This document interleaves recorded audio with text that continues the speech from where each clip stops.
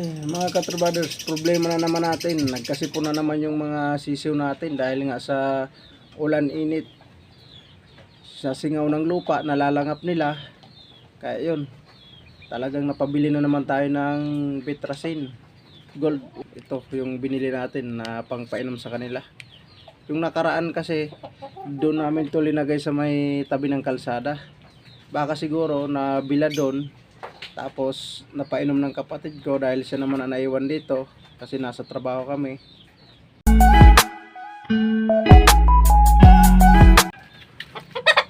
Kaso lumalaban sa tao to na 8 months namin. Tingnan mo yung tindog ko mga katrawaders. Kakatanggal pa lang oh. Dumudugo-dugo pa nga yung kanya. Kaya tinanggalan to ng palong mga katrabaders dahil paling na yung palong niya, nagtatabo na sa kanyang mata. Maganda rin yung maglaro. Ito mga katrabaders ay Boston Sweater, yung manok na yan. Kaso namamalo pag hinahawakan mo siya, papaluin ka talaga. Ewan ko kung saan to nagmana o sa talagang sa bloodline na talaga to na namamalo. Ito lang naman ang namamalo sa mga kakapatid. Hindi naman namamalo yung iba, siya lang ang namamalo. Yan. Saka maganda yung tindig niya.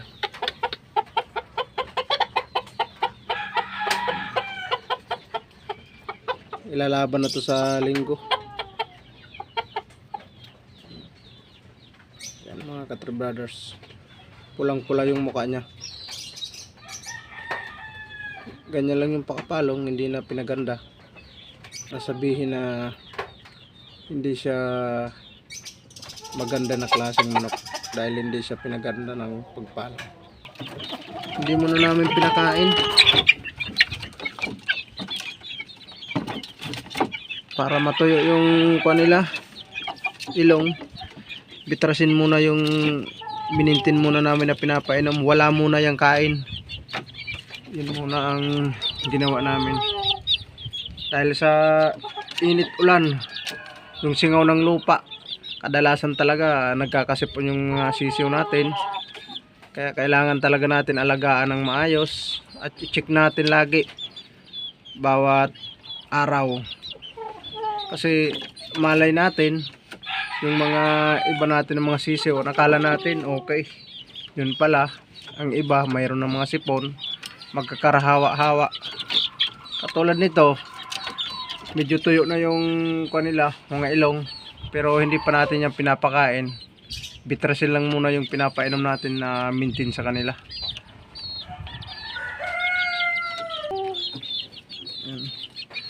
Doon kasi ito nung nakaraan, doon to na ilagay namin sa may gilid ng kalsada. Siguro na bila doon. Tapos biglang napainom ng kapatid ko kasi siya naman ang nandito, kasi wala naman kami dito, nasa trabaho kami. Kaya yun, nagkasipon tuloy.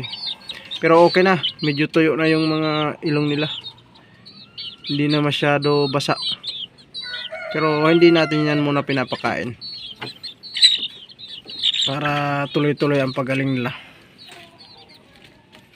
Yan muna mga katrabaders ang ating mga inaalagaan na nagkasipon. Lagi ko rin ito i-check, lalo na ito panay ulan-ulan.